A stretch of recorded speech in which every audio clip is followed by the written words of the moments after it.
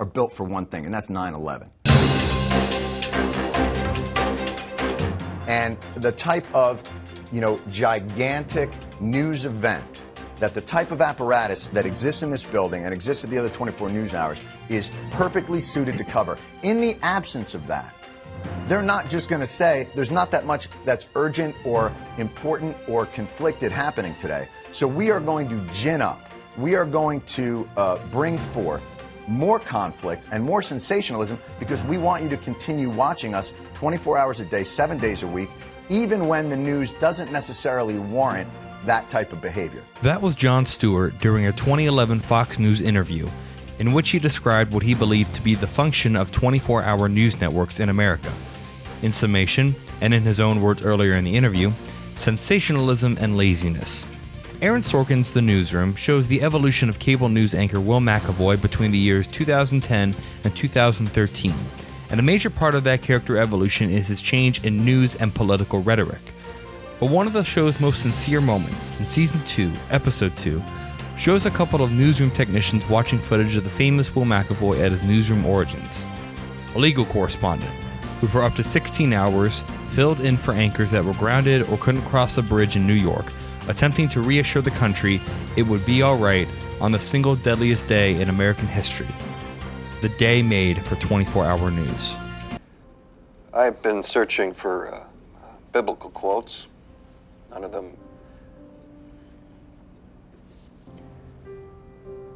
We don't know how many are dead. It's going to be a lot. It's going to be thousands. We don't know who attacked us. We don't know what's coming tomorrow. And I don't know what I'm doing. But I'll make you this promise. I'm going to be with you all night.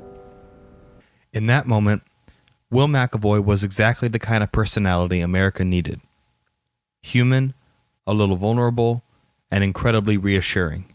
His face and his tone reflected the need to comfort at a time when he clearly needed comforting of his own, but not in a way that made him weak.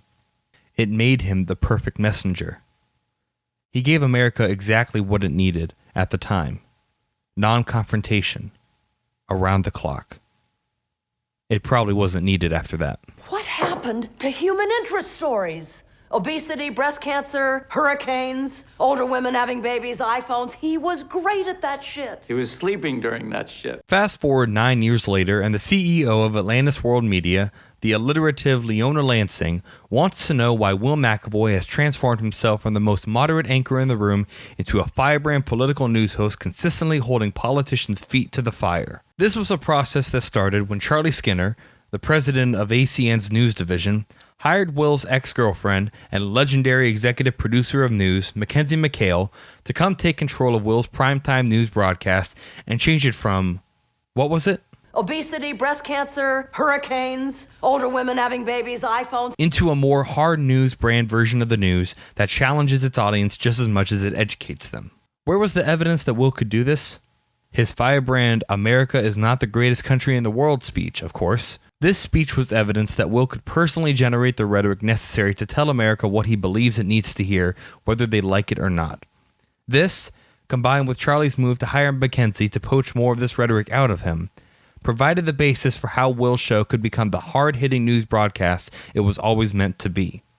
In her first meeting, Mackenzie describes to her staff what this new version of Newsnight with Will McAvoy, otherwise known as Newsnight 2.0, looks like.